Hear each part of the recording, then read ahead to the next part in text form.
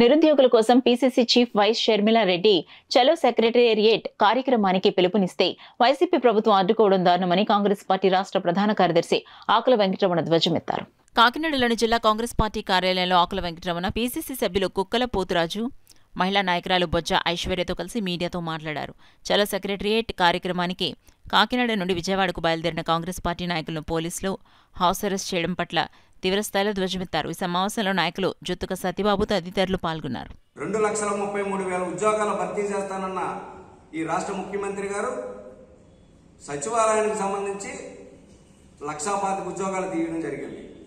అంటే సచివాలయానికి సంబంధించిన తీయడం అంటే అతను ఒక వాలంటీర్లు ఎలాగో అలాగ అతనికి ఒక కార్యకర్తల కింద లెక్క. మరి రాష్ట్రంలో అనేక శాఖలు ఉన్నాయి. ఏ శాఖల నుంచి కూడా ఉద్యోగాలు తీయకుండా కేవలం 2,500 ఉద్యోగాలు తీసి మరి సంవత్సరానికి ఒక జాబ్ క్యాలెండర్ తీసుకొస్తానన్న ఈ పెద్ద మనిషి పూర్తిగా నిర్వీర్యం అయ్యాడని ఈ సందర్భంగా నేను చెప్తున్నాం. ఇది చాలా దురదృష్టకరం. రానున్న రోజుల్లో చదువుకునే యువత ఏ విధంగా బ్రతకాలో మాకైతే అర్థం కావడం లేదని అలో లక్ష్మణాన్ని పాల్పడుతున్నారు ఇప్పుడున్న చదువుకునే యువత అందరూ కూడా.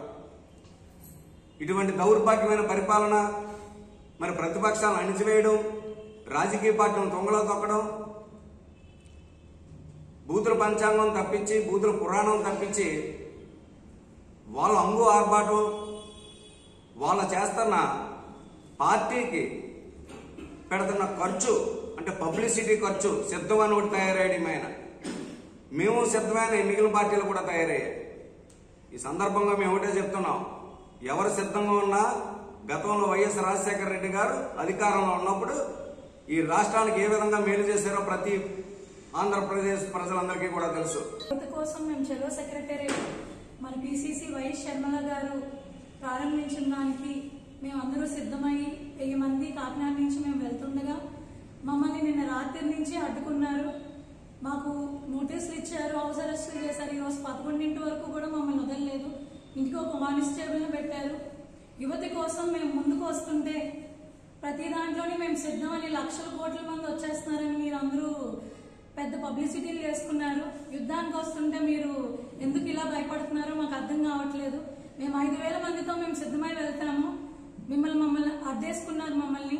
సో రానున్న రోజుల్లో మేము ఇంకా గట్టిగా మేము యుద్ధాలు చేయబోతున్నాము. దానికోసం మీరు సిద్ధంగా ఉండండి. సెక్రటరీకి వస్తాం, వచ్చి మేము మా విన్నపం మేము డిఎస్సీ గురించి మేము చెప్పడం జరుగుతుంది. ఎందుకు మేము భయపడతాం? 100 మంది పోలీసులు తీసుకొచ్చి ఈ రోజు విజయవాడ ఆంధ్రప్రదేశ్ భవనంలో మీరు రావాల్సిన పని ఉంది. మీకు నేను డీజీపీని హెచ్చరిస్తున్నాను. అబద్ధాలు చెప్తున్నాం. వచ్చే ప్రభుత్వం రాహుల్ గాంధీ గారు దేశానికి ప్రధానమంత్రి అవుతున్నారు, ఈ రాష్ట్రంలో మేము గవర్నమెంట్ ఫామ్ చేస్తున్నామని చెప్పి మేము హెచ్చరించడం జరుగుతుంది. ఈ జిల్లా ఎస్పీలు కూడా అదే హెచ్చరిస్తున్నాం.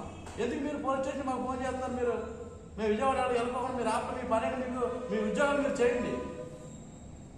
మేము వచ్చిన తర్వాత మీరు చాలా మందికి మేము చెప్తున్నాం, మీరు ఈ డిపార్ట్మెంట్ పోలీసు వారు హెచ్చరిస్తున్నాం. మీరు స్వచ్ఛందంగా సెక్రటరీకి వెళ్తున్నాం.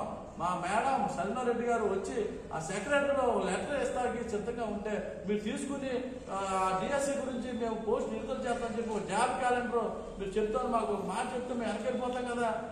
మా మస్తాన్ వారి గారు వర్కింగ్ ప్రెసిడెంట్ సొక్క ఎఫ్టీసీ లాగి తీసుకెళ్తున్నారు, కొట్టుకుంటే తీసుకెళ్తున్నారు. మీకు అంత ధైర్యం వచ్చింది. ఎందుకు ధైర్యం వచ్చింది? అదేవిధంగా మా గెలుపు రుద్రరాజు గారు స్వచ్ఛందంగా మేము బయలుదేరాం ఆంధ్రరత్న భవన్ నుంచి. మీరు అడ్డుకోవడం చాలా తప్పు. ఈ దేశం కానీ రాష్ట్రం కానీ బాగుండాలంటే కాంగ్రెస్ పార్టీ అధికారం రావాలని చెప్పి నేను అనుకుంటున్నాను.